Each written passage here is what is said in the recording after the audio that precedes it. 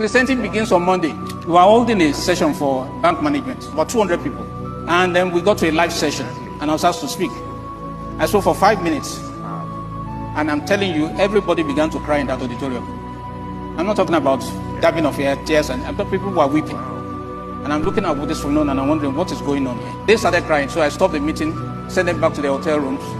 And they, for 1 hour, and I said, when you finish crying, please come back. They got to their rooms and started weeping, and came back and began to give testimonials. Somebody wasn't talking to her father.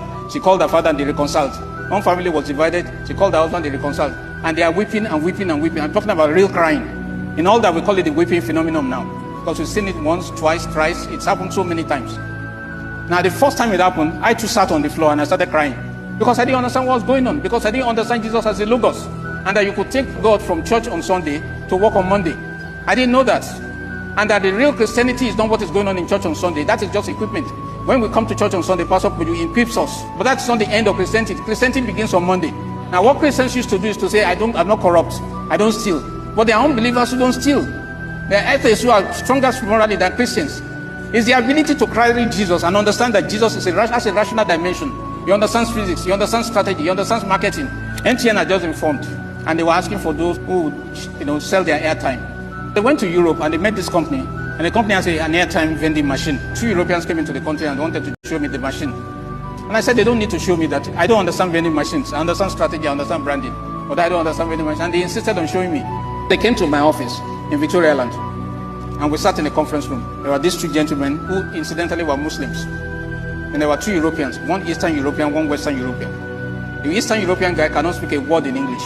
Not word. If you want to kill him and you tell him to save himself, he can't beg you in English. It was horrible.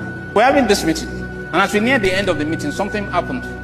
A silence entered that auditorium, that meeting room. I didn't say we went quiet. I said a silence entered. The silence was so much that even the fridge stopped whining.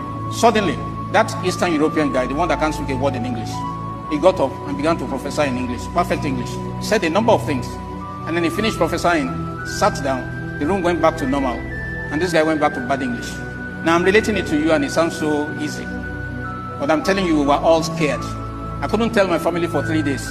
And when Oyinkan was with us, he was struggling with Christianity, all this rational, atheistic beliefs and everything, questioning faith and everything. That night, she knelt down in that office and said, Mr. Alder, pray for me, I want to give my life to Christ. I'm telling you that there are things that are possible, that signs and wonders are not limited to church, that word of wisdom and knowledge is not limited to church, that prophecy is not limited to church. The spirit of this God is about Melchizedek, the priest-king equation, where you are both priest, hyphen king. Now what the devil wants to do is to remove the hyphen from you as a man, so that you're either a priest or a king.